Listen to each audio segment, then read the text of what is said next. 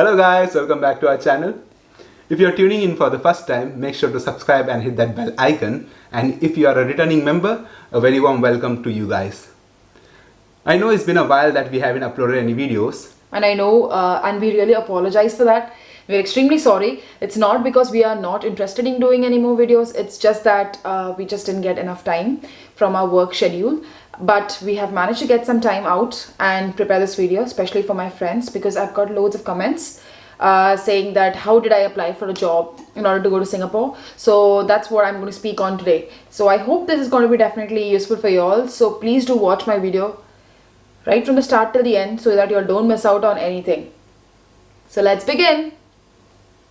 So before I start, I just would like to say that usually in life we get loads of opportunities, and I just feel that whenever you get an opportunity, you should definitely grab it. I hope my fellow friends will definitely believe with that. So I'm going to actually explain about how can you apply for a job in Singapore. So now this is 2 years back. So just to get into a notice, I would just like to say that I'm at present working in Ireland as a nurse, but 2 years before I was working in Singapore.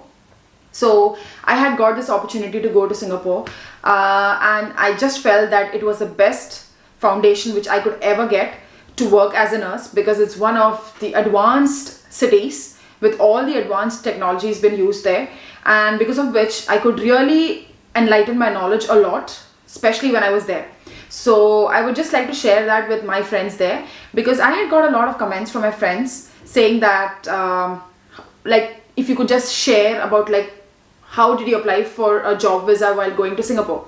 So that's what I'm going to say right now. So at present what I had done is, now this is 2 years back, that's in 2017.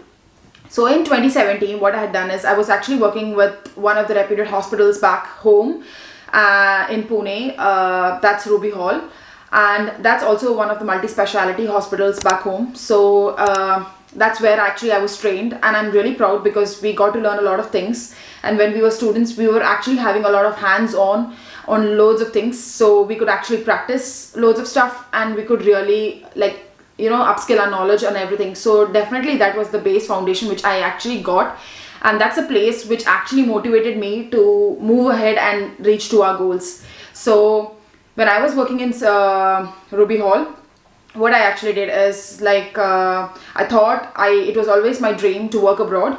And the reason for that is because usually abroad you have more opportunity, you have more job opportunities, and definitely you can definitely grow. That's the first thing. So when I had applied in 2017, I didn't have to give an ielts exam. So but to let into your notice, we do have to give an ielts exam now, and you require a score of 7 in all the 4 modules. So, and that's a 7 in the ielts module which you have to get. That's listening, reading, speaking and writing, if you have to get a job in Singapore as a nurse. And secondly, what I would like to say is it's very important that whenever you apply for any job abroad, all of us are tensed, and usually we feel that will we be cheated because of the agency and all that stuff. But I would like to say that I had applied through Manpower. So now this agency is situated in Hyderabad, and the thing is they were really a good agency and we could trust. The reason being I'm telling you this is because when I was working in Ruby Hall, we had a few friends who had actually applied for a job in Singapore. They were being told that there's a job offer for them in Singapore, and usually when you apply through agency, you have to give loads of money. I also did give, but it was not that much as compared to my friends, so they had to waste a few lakhs, but it was actually in vain. The thing it turned out to be is the agency was fake, and they were given dummy tickets. And what actually happened is when they reached the particular airport, there was no particular flight with that particular name, and they were actually cheated, and people actually had fooled them. So that's why usually when people apply for a job in Singapore, what you need to know is you have to give a Singapore Nursing Board exam before you can go into the country. So we had given a Singapore Nursing Board exam. That's for me. I had given an exam. That's a Singapore Nursing Board exam. So it was held in Chennai. So we had gone there for 3 days. So what usually happens is you have to clear the Singapore Nursing Board exam. So usually it just depends on the intake of amount of people they're taking. So during our time it was 250 people which they had to shortlist. So we gave this SNB exam, and after we gave the SNB exam we had to wait for some amount of time. So I waited around 8 to 10 months for this results to come out, and to actually start with what the processing is. So I gave my exam, and after I cleared my exam they mailed on my number saying that I've already cleared the exam and I can go ahead with the processing work. But before starting with the processing work, we had an interview, a one-on-one interview with a few people who had actually come from the hospital where I was supposed to go and work in Singapore. So there were these directors, director of nursing, and there were various ADONs, that's assistant director of nursing, and loads of people like that, a few managing people level, like the managers kind of people. So we had around 3 to 4 people who had actually come down from the hospital where we were supposed to work in Singapore to interview us, and just to know like what exactly are we, just to make sure that whether we are that particularly qualified for that particular role which we have actually applied. The next thing after you clear the the one-on-one interview, the next thing is just the paperwork and all the formalities which you have to finish. But the thing is, after the interview also we had to wait for the agency to get back to us, because loads of paperwork. So it's similar to paperwork whenever you do abroad. It's like your nursing registration papers, whatever you have to submit them. And secondly, the thing is, when you're going into Singapore, like when I had come to Europe, we had this critical skills permit to work here. Similarly, when I was back in Singapore, I had an spass. Now that's the visa actually I had gone into that country. So usually you have an spass and you have an employment pass. So spass, it's not usually only for the nurses, it's definitely for the pharmacists, the technicians, people all can apply for the spass. That's just a general category. It shows that people with a normal wage of $2,300. Now that's the salary actually you should get, like your taken salary should be around $2,300 per month. Now if you have been given that salary from your employer where you're going to work in, you definitely are entitled for the epass. But the difference between the epass and the epass is, like, usually epass holders will be having a normal wage of $6,000 per month, and in that case the difference between the epass and the epass is, like, the epass holders can actually bring their spouses and family to Singapore.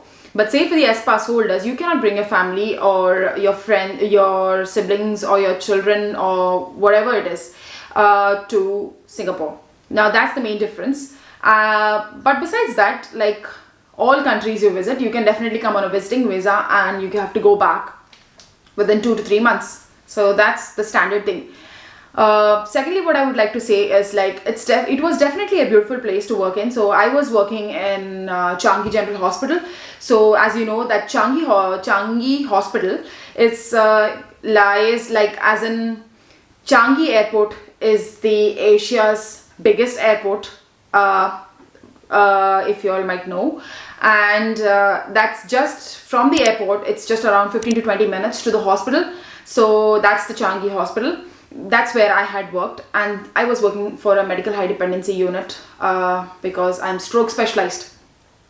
So with saying all these things, I would just like to say that usually in life everyone wants to move ahead and take on more responsibilities and grow, which is very good and very nice. And secondly, the thing is, when you're doing all your paperwork and all that stuff, just be careful and make sure that you all have submitted all your paperwork, because like when you're applying for a job in Europe, you all can definitely track your status of your documents.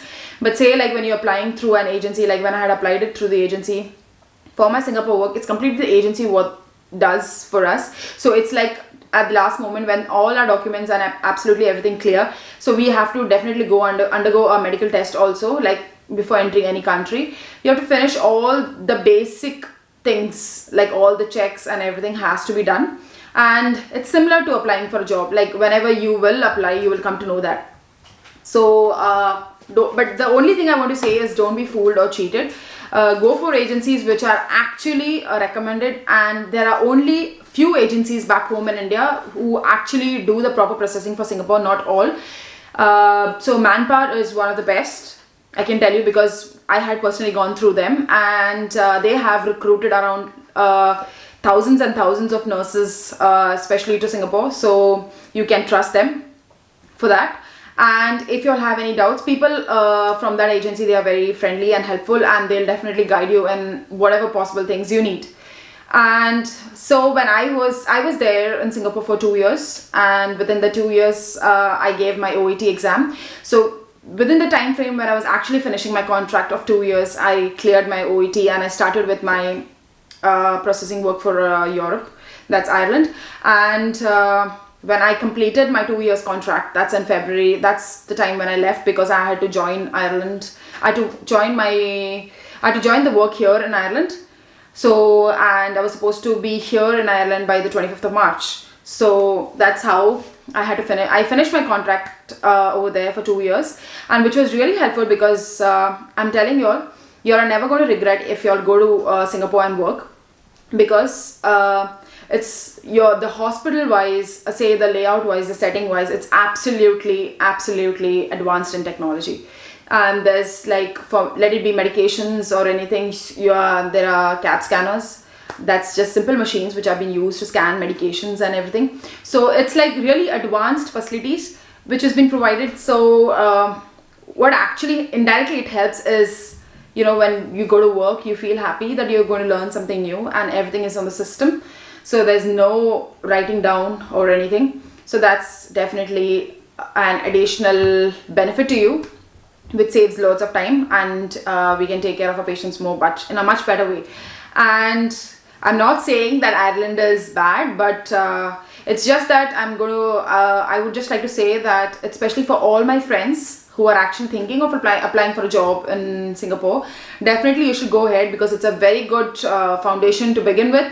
And like in future, if you think that you have to move and you wanted to have a change in life, you can definitely try for some other countries like me. Like Ireland was my dream destination, so that's how I came to Ireland. But like everyone has their own wishes and own interest. Definitely go, and only one thing I would like to say is always try to achieve your goals, and always try to dream high, and always try to reach your target, and always be ambitious. The more ambitious you are, the more higher you reach. So that's all for today from me, and please don't forget to subscribe our YouTube channel and hit the bell icon. Until our next video, it's bye bye and see you, and take care, and God bless.